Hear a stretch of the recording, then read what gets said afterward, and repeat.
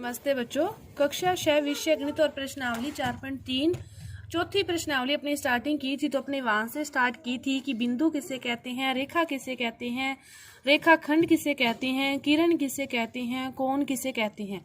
तो अपने सारा वो अपने पार्ट कर चुके हैं 4.1 वाली वीडियो में। तो उसी के आगे से आगे पार्ट चल रहे हैं। अब देखो 4.3 प्रश्नावली अपने शुरू कर रही हैं। तो उसका जो पहला क्वेश्चन है वो आपसे क्या पूछना चाहता है, आकृति दे रखी है और आपसे कह रहा है कि आप कोनों के नाम लिखो, कोनों के नाम लिखो।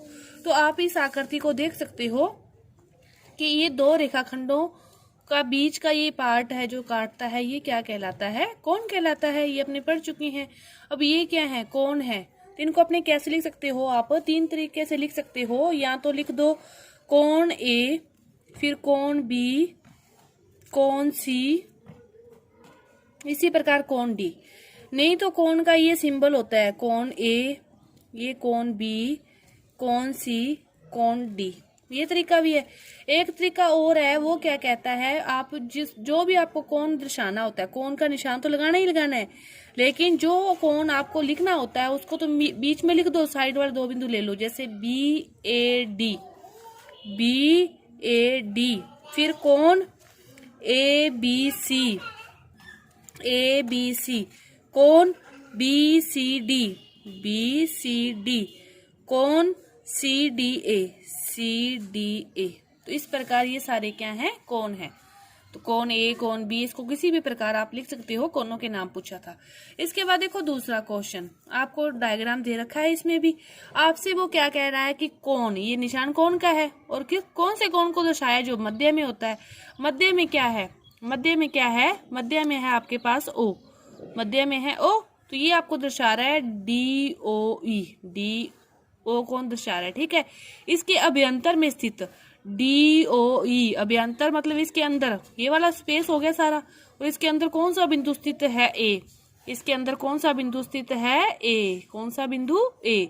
इसके बाद देखो ई ओ एफ के बहिर्भाग में, ई ओ एफ, ये उसका बीच वाला बिंदु तो ये है, और उसके बाह्य भाग, बाहर फिर कौन सा बिंदु रह गया, बाहर बिंदु रह गया सी। इसके बाद वो कह रहा है ई ओ एफ, इसके ऊपर कौन सा बिंदु स्थित है। तो इसके ऊपर इस ये वाली रेखा, इसके ऊपर कौन सा बिंदु दिख रहा है आपको, बी। अंदर पूछा है, बाहर पूछा है और ऊपर पूछा है। जो जो बिंदु आपको दिख रहे हैं, बस डायग्राम को देखते हुए आपको उत्तर देने हैं। इसके बाद देखो अगला क्वेश्चन, तीसरा क्वेश्चन।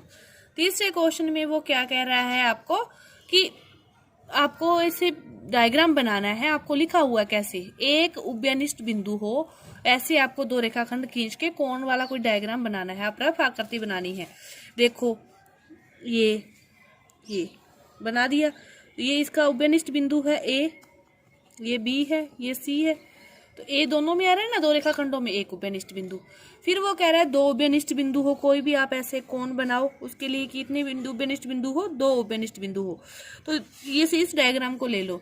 तो इसमें ये कितने, दो बिंदु दर्शा दोगे इस रेखा पर, तो कितने हो गए, दो हो गए।